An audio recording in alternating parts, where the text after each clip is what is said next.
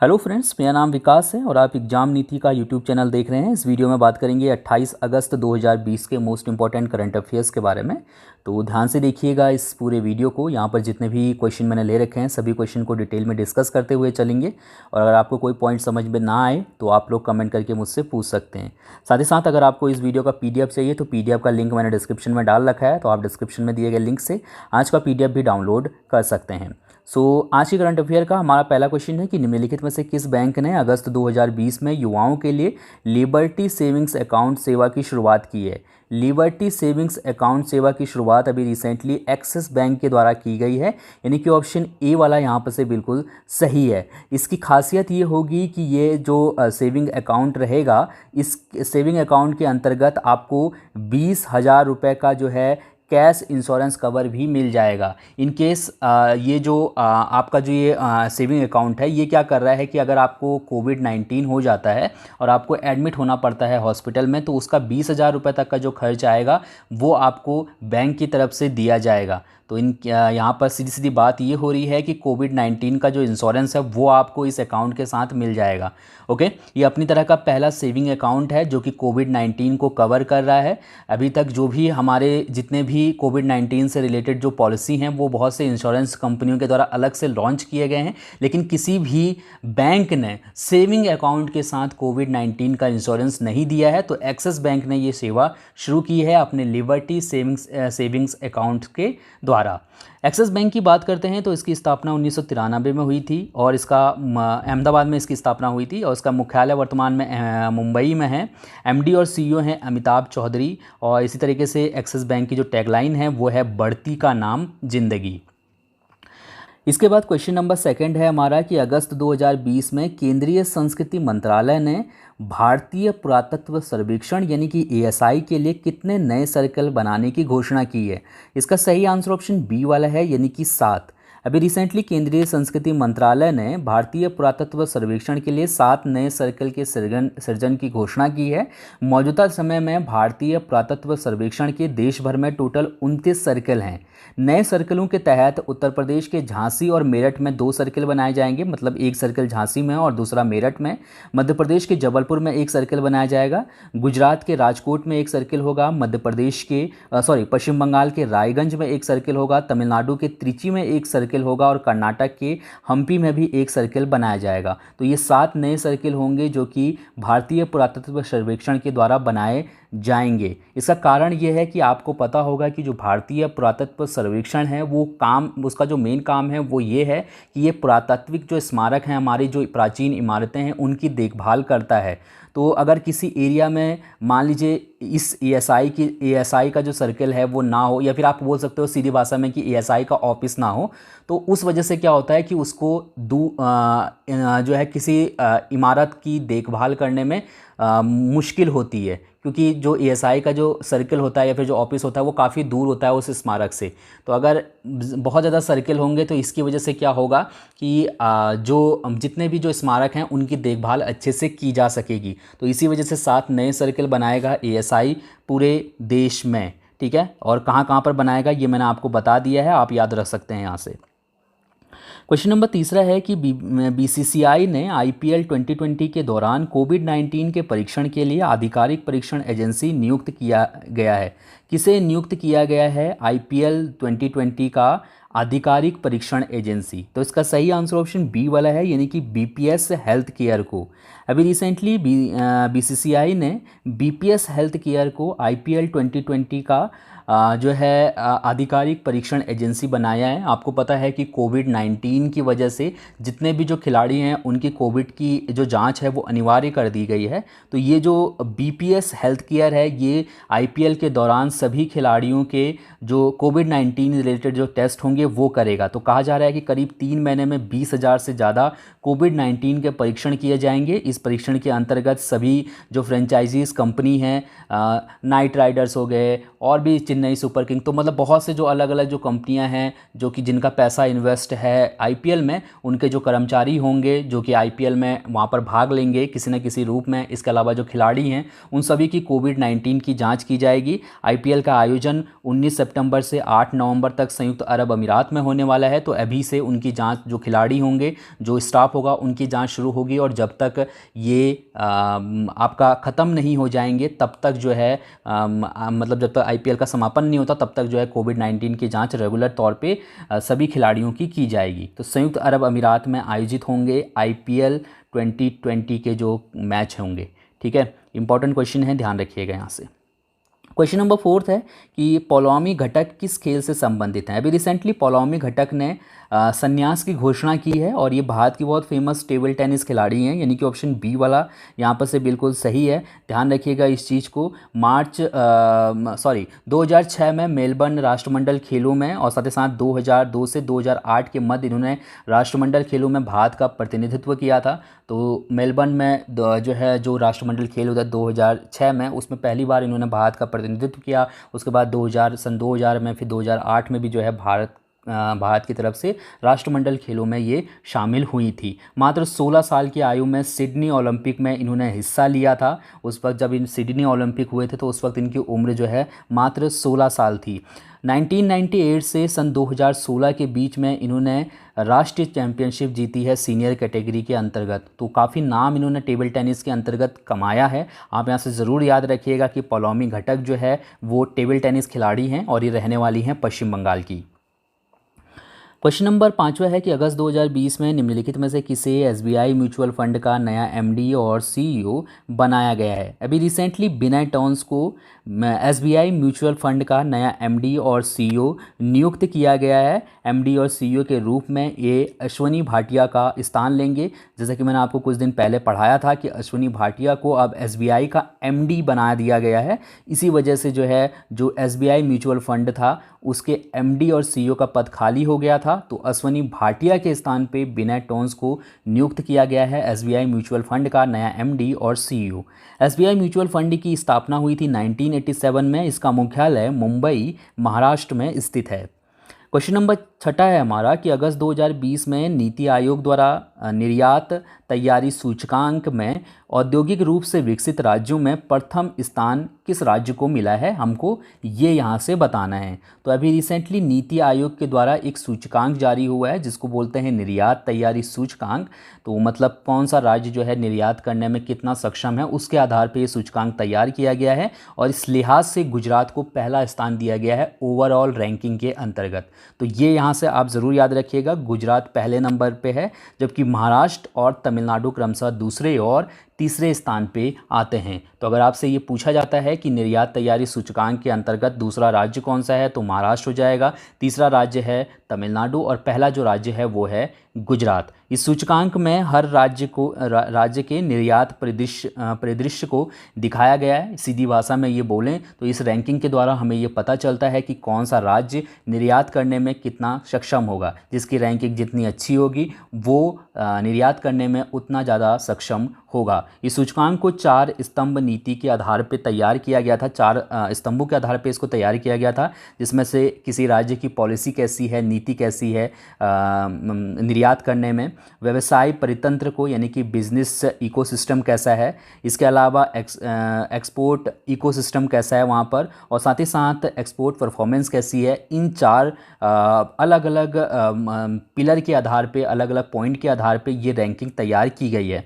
मैंने यहाँ पर से कुछ और पॉइंट आपके लिए शामिल किए हैं जो आप याद रख सकते हैं। जैसे कि भूमि से घिरे हुए राज्यों की अगर हम बात करते हैं तो भूमि से घिरे हुए राज्यों में राजस्थान जो है वो पहले स्थान पे है, तेलंगाना और हरियाणा उसके बाद आते हैं। यानी कि राजस्थान पहले स्थान पे, तेलंगाना दूसरे स्थान पे और हरियाणा तीसरे स्थान पे है अगर आप भूमि से घिरे हुए राज्यों की बात करते हैं तो, यानी कि जिनके चारों तरफ कोई ना कोई राज्य स्थित है या फिर देश स्थित है। ठीक है, उनको मतलब समुद्र का तट जो है नहीं मिलता है। अगर हम हिमालय राज्यों की बात करते हैं तो हिमालय राज्यों में उत्तराखंड सबसे अच्छा है। मुझसे उत्तराखंड के काफ़ी छात्र जो है जुड़े हुए हैं, तो यहाँ से ज़रूर याद रखिएगा। अगर आपसे उत्तराखंड करंट अफेयर्स के अंतर्गत ये क्वेश्चन पूछा जाता है तो आपको पता होना चाहिए कि हिमालयी राज्यों में जो निर्यात करने के लिहाज से जो सबसे अच्छा जो राज्य है वो है उत्तराखंड, उसके बाद त्रिपुरा का नंबर है और देन हिमाचल प्रदेश का नंबर आता है। तो ये यहाँ पर से आप याद रख सकते हैं। इसके अलावा अगर केंद्र शासित प्रदेशों की बात करते हैं तो केंद्र शासित प्रदेशों में दिल्ली जो है सर्वश्रेष्ठ स्थान पे है। इसी तरीके से उसके बाद गोवा और फिर चंडीगढ़ का स्थान आता है। तो यहाँ पर हमने सभी पॉइंट जो है यहाँ पर एक एक करके डिस्कस कर लिए हैं, आप यहाँ से याद रख सकते हैं। यहाँ पर एक ध्यान रखने वाली बात ये है कि जो ओवरऑल कैटेगरी के अंतर्गत जो टॉप 10 जो राज्य हैं उसमें से 8 ऐसे राज्य हैं जो तटीय इलाके हैं, यानी कि जिनका जो है समुद्र तट से लगे हुए जो राज्य हैं। जैसे कि आपको पता है गुजरात हो गया, महाराष्ट्र हो गया, तमिलनाडु हो गया, तो ये सभी जो है समुद्र तटीय राज्य हैं। तो जहाँ पर भी समुद्र का तट होगा वो जो कहीं ना कहीं जो है निर्यात करने में सक्षम काफ़ी अच्छे होंगे, क्योंकि वहाँ पर जो है समुद्र से वो आसानी से जो है सामान इधर से उधर भेज सकते हैं। ठीक है, तो यहाँ पर से ये सभी पॉइंट अच्छे से याद रखिएगा। आप लोग नोट्स बना के इसको एक एक पॉइंट आप ध्यान रख सकते हैं। एग्जाम में बहुत डीपली करंट अफेयर्स पूछी जाती है, इसीलिए मैं आपको थोड़ा सा लेंथी पढ़ा देता हूँ। तो आप में से कई लोगों को लगता भी होगा कि इतना ज़्यादा डिटेल बताने की क्या ज़रूरत है, तो ये आप ही के लिए है, वरना मेरा क्या जा रहा है, मैं भी 2 क्वेश्चन उठा के 2 पॉइंट उठा के आपके साथ डिस्कस कर लूँ और आगे बढ़ जाऊँ। ठीक है, कोई फ़र्क नहीं पड़ेगा, वरना ऐसा आप जो टाइम अपना दे रहे हो सही जगह पे टाइम दो अपना।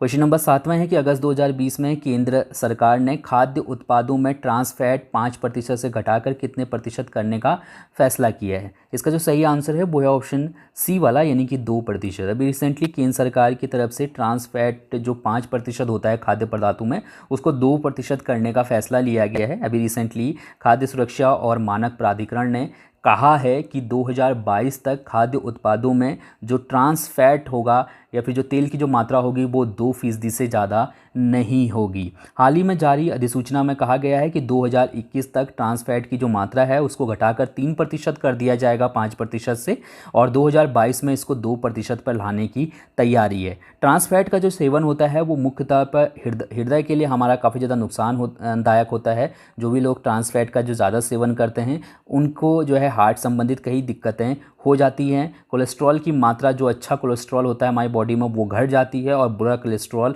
बढ़ जाता है, जिसकी वजह से आपको पता है कि अगर आपके कोलेस्ट्रॉल आपकी बॉडी में ज़्यादा बन गया बुरा वाला, या फिर आपके हार्ट में कोई प्रॉब्लम हो गई, तो आपकी पूरी बॉडी जो है कहीं ना कहीं उससे इफ़ेक्टेड होती है। मोटापे का मेन कारण जो है हमारे पास वो है ट्रांस फैट। ट्रांस फैट की अगर हम बात करते हैं तो बेसिकली इसका जो हम लोग बिस्किट खाते हैं, इसके अलावा चॉकलेट वगैरह में इस्तेमाल किया जाता है। तो ट्रांस फैट का इस्तेमाल इसीलिए किया जाता है खाद्य पदार्थों में, ताकि खाद्य पदार्थों को ज़्यादा से ज़्यादा टाइम तक जो है ख़राब होने से मतलब जो है उनको बचाया जा सके। मिठाई वगैरह में ट्रांस फैट का इस्तेमाल होता है। तो सरकार कह रही है कि 5% से घटाकर हम 2% पे ले आएंगे अगले कुछ सालों में। 2022 तक का जो है टारगेट रखा है। जो विशेषज्ञ हैं, स्वास्थ्य विशेषज्ञ, वो ये कहते हैं कि एक पुरुष के लिए रोज़ 95 ग्राम, एक महिला के लिए 70 ग्राम, और जो बच्चे हैं 5 साल से 10 साल के बच्चे, वो 70 ग्राम तक फ़ैट का सेवन कर सकते हैं। तो अगर आप इतनी मात्रा में फ़ैट लेते हैं तो ये आपकी बॉडी के लिए फ़ायदेमंद है। लेकिन अगर आप इससे ज़्यादा फ़ैट अपने खाने के साथ लेते हैं, आपके खाने में ज़्यादा फ़ैट है इससे ज़्यादा, तो फिर आपके लिए जो है ये चीज़ें नुकसानदायक हो सकती हैं। इसके बाद क्वेश्चन नंबर 8वां है हमारा कि भाषण 4 द्वीप किस देश में स्थित है। भाषण 4 द्वीप ये कौन से देश में स्थित है? यहाँ पर ऑप्शन नहीं लिखा हुआ है, इसको बांग्लादेश कर लीजिएगा, थाईलैंड को। ठीक है, क्योंकि भाषण 4 द्वीप जो है ये बांग्लादेश में स्थित है। तो डी वाला यहाँ पर सही हो जाएगा। मैं इसको जो PDF होगी उसमें सही कर दूंगा।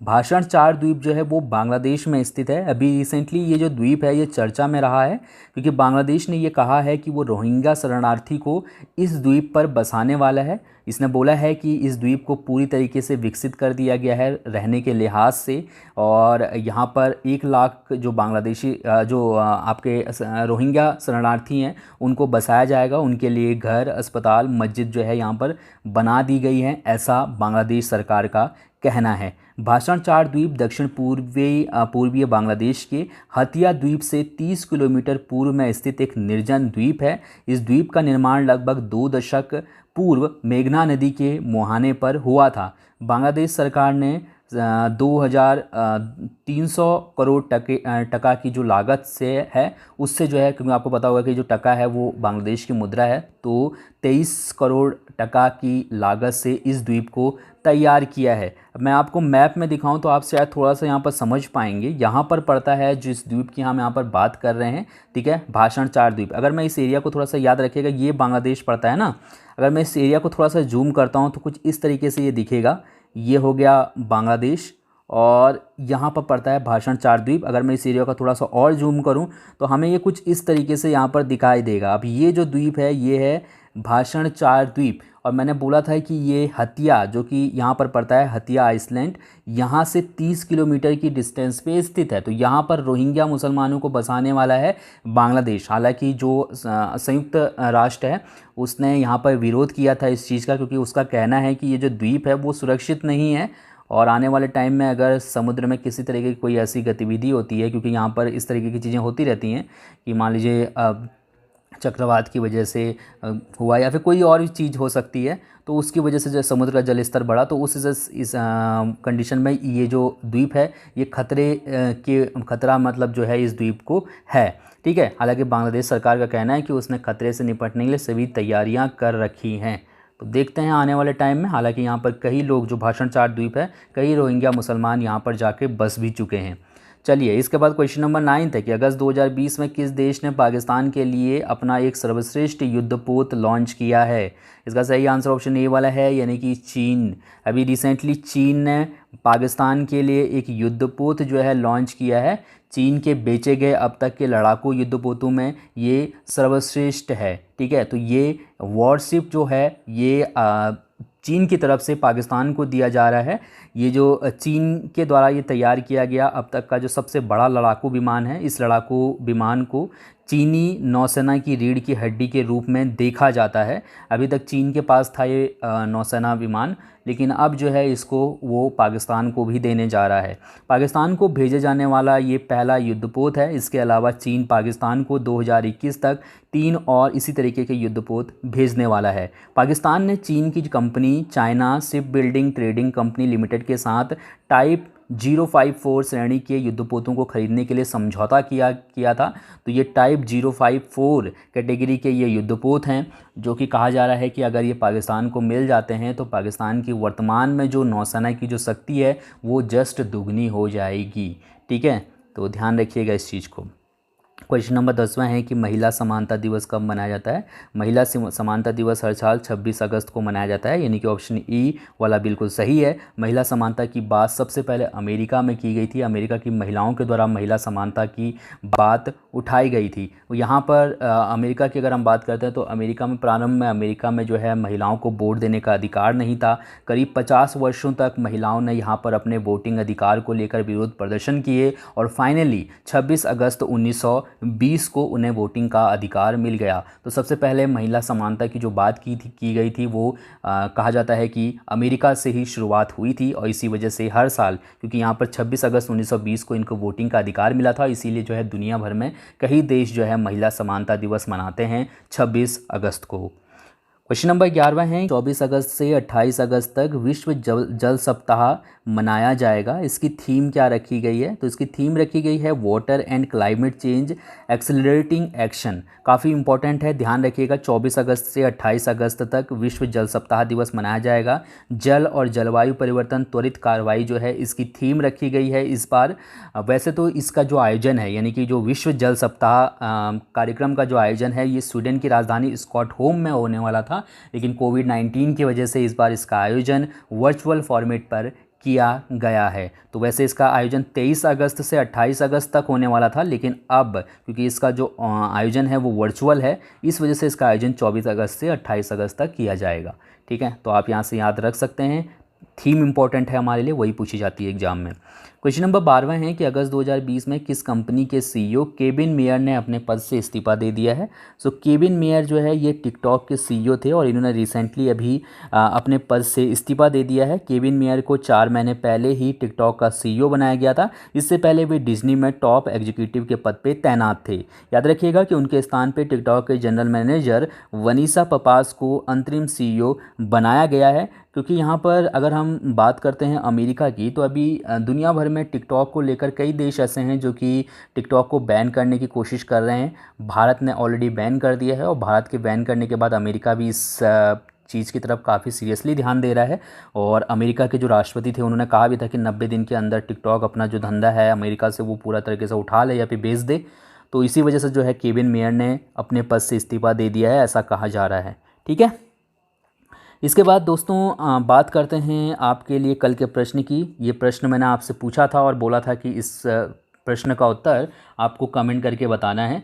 तो आपके लिए प्रश्न मैंने जो दिया था वो ये था कि निम्नलिखित में से कौन भारत के नए नियंत्रक और महालेखा परीक्षक होंगे। आपको ये बताना था और आप में से काफ़ी लोगों ने इस क्वेश्चन का आंसर सही दिया था। इस क्वेश्चन का जो सही आंसर था वो था हमारा जम्मू कश्मीर के पूर्व राज्यपाल गिरीश चंद्र मुर्मू, यानी कि ऑप्शन बी वाला यहाँ पर से बिल्कुल सही था। ठीक है, ये 14वें जो है CAG होंगे भारत के। ध्यान रखिएगा, 8 अगस्त से जो है ये अपना पदभार ग्रहण कर चुके हैं। ठीक है, 14वें CAG हैं गिरीश चंद्र मुर्मू। इसके बाद बात करते हैं आपके लिए आज के प्रश्न की। इस प्रश्न का उत्तर आप कमेंट करके बता सकते हैं। आपके लिए आज का प्रश्न है कि अगस्त 2020 में सतपाल सत्ती को किस राज्य के वित्त आयोग का अध्यक्ष नियुक्त किया गया है। सतपाल सत्ती ये कौन से राज्य वित्त आयोग के अध्यक्ष बने हैं, ये आप मुझे कमेंट करके बताइए। साथ में मुझे बताइए कि आपको वीडियो कैसी लगी। थैंक यू सो मच इस वीडियो को देखने के लिए। आपका दिन शुभ हो। धन्यवाद।